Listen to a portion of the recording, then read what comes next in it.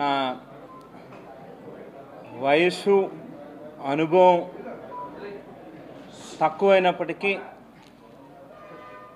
చిన్ననాటి నుంచి కూడా రాజకీయాల్ని చాలా దగ్గర నుంచి చూసినటువంటి వ్యక్తులు. నా తండ్రి జక్కంపూడి రామ్మోహన్ రావు గారు తన ధైర్యాన్ని, తన సిద్ధాంతాలని పెట్టుబడిగా పెట్టి తన కష్టంతో రాజకీయాల్లో పైకొచ్చారు. మరి ఆ రోజు నుంచి ఈ రోజు దాకా కూడా రాజకీయాల్లో కింద పడడం, పైకి లేవడం, లేచిన వాళ్ళం మళ్ళీ కిందకు పడడం, మళ్ళీ పైకి లేవడం అనేది చూస్తూనే వచ్చాం. అయితే బహుశా మరి అనుభవం లేమా, లేకపోతే ఇంకా రాజకీయాల్లో చాలా తెలుసుకోవాల్సింది, చూడాల్సింది చాలా ఉందా అనేది ఖచ్చితంగా ఈవేళ ప్రశ్నించుకోవాల్సినటువంటి అవసరం కనిపిస్తూ ఉంది.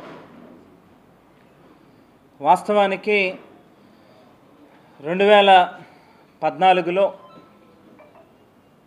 విడిపోయిన ఆంధ్ర రాష్ట్రం ఆవేళ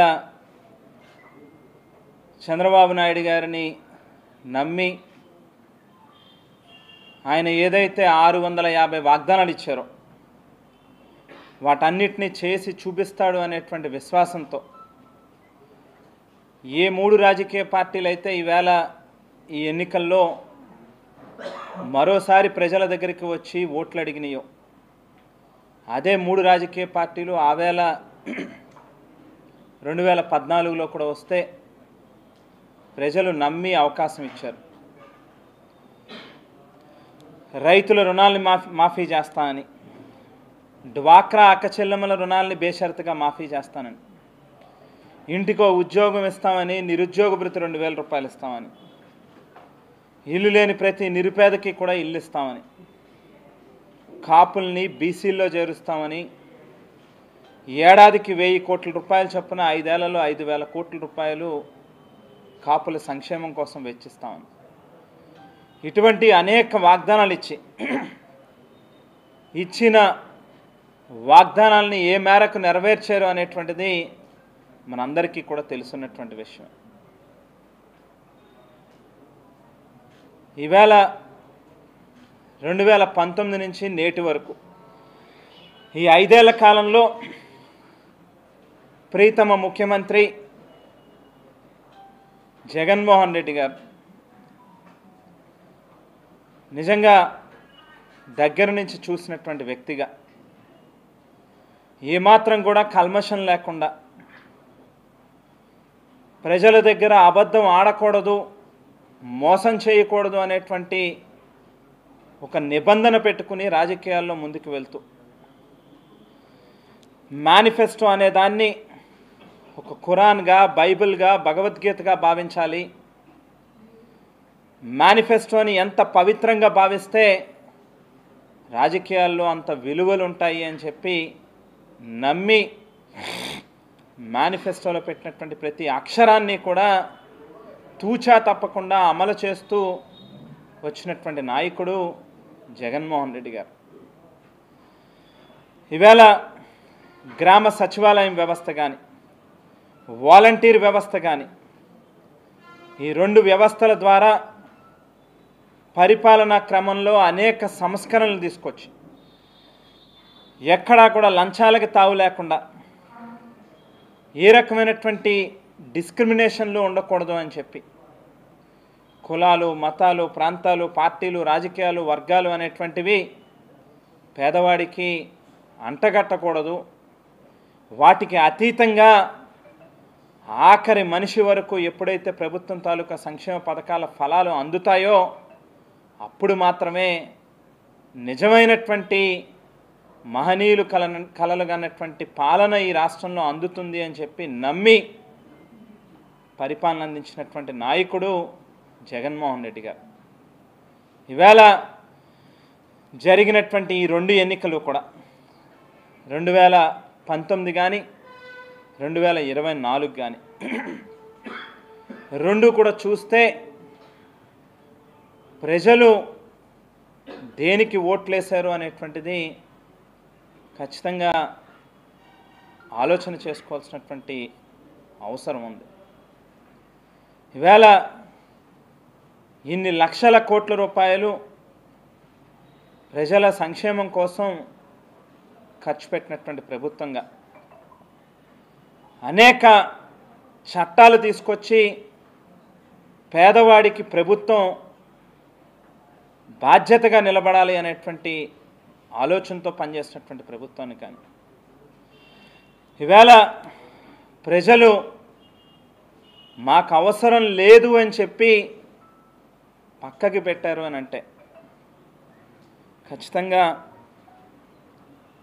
మారాల్సింది మా మైండ్ సెట్లు అనేటువంటిది స్పష్టంగా అర్థమవుతూ ఉంది. నేను అనుకునేవాడిని గడిచిన 5 ఏళ్ళు ఏ రోజు కనీసం నా భార్యతో కానీ నా పిల్లలతో కానీ 10 నిమిషాలు కూర్చుని ప్రశాంతంగా మాట్లాడినటువంటి సందర్భం కూడా నిజంగా ఆలోచన చేస్తే ఒక్కటంటే ఒక్కటి కూడా కనిపించట్లే. ఏ రోజుకి ఆ రోజు ఏ క్షణానికి ఆ క్షణం మనం లేకపోతే ఏమైపోతుందో, ఏదైనా ఊరెళ్తే మళ్ళీ వెంటనే వెనక్కి రాకపోతే నియోజకవర్గంలో ఎవరికైనా కష్టం వస్తే వాళ్ళ పరిస్థితి ఏంటో అని చెప్పి చాలా నిబద్ధతతో చాలా కమిట్మెంట్తో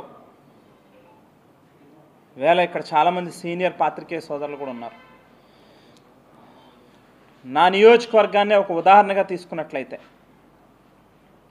నియోజకవర్గంలో ఏ గ్రామాన్నైనా కూడా ప్రతిపక్ష పార్టీలు కానీ లేకపోతే పాత్రికేయ రంగంలో ఉన్నటువంటి సీనియర్ జర్నలిస్టులు కానీ నచ్చినటువంటి గ్రామాన్ని ఎంచుకోవచ్చు. పలానా గ్రామం మీద డిబేట్ చేద్దామని అంటే ఏ గ్రామాన్నైనా ఎంచుకోవచ్చు. అది కోరుకొండ అవ్వచ్చు, రాజానగరం అవ్వచ్చు, సీతానగరం అవ్వచ్చు, ఓ మారుమూల గ్రామం అవ్వచ్చు, లేకపోతే అతిపెద్ద పంచాయతీ కావచ్చు, లేకపోతే రాజానగరం నియోజకవర్గ హెడ్ క్వార్టర్ కావచ్చు, మండల హెడ్ క్వార్టర్లో ఉన్నటువంటి గ్రామాలు కావచ్చు. ఏ గ్రామాన్ని తీసుకున్నా కూడా గత 10 ఏళ్లలో 2009 నుంచి 2019 వరకు 10 సంవత్సరాలలో ఏ పనులైతే ఆ 2 ప్రభుత్వాల్లో చేశారో దానికి మించి తక్కువ అంటే అతి తక్కువ అంటే 20 నుంచి 30 రెట్లు ఎక్కువ పనులు చేశాం. ఒక గ్రామంలో మామూలుగా 10 లక్షల రూపాయలు గత ప్రభుత్వంలో పనులు చేస్తుంటే ఇవాళ అదే గ్రామంలో 7 కోట్లు 8 కోట్లు 9 కోట్ల రూపాయలు పెట్టి పనులు చేశాం. ఏ గ్రామానికి వెళ్ళినా ఓ గ్రామ సచివాలయం కానీ, రైతు భరోసా కేంద్రం కానీ, వైఎస్ఆర్ హెల్త్ క్లినిక్ కానీ, లేక అంగన్వాడీ భవనాలు కానీ, బల్క్ మిల్క్ చిల్లింగ్ యూనిట్లు కానీ, నాడు నేడు ద్వారా ప్రభుత్వ పాఠశాలల యొక్క రూపురేఖలు మార్చడం కానీ, ఓహెచ్ఆర్ ట్యాంకులు, జిఎల్ఆర్ ట్యాంకులు, శ్మశాన వాటికలను అభివృద్ధి చేయడం, సీసీ రోడ్లు, సీసీ డ్రైన్లు, ఇంటింటికి కుళాయిలు, జిమ్ములు, ఒకటి కాదు 2 కాదు.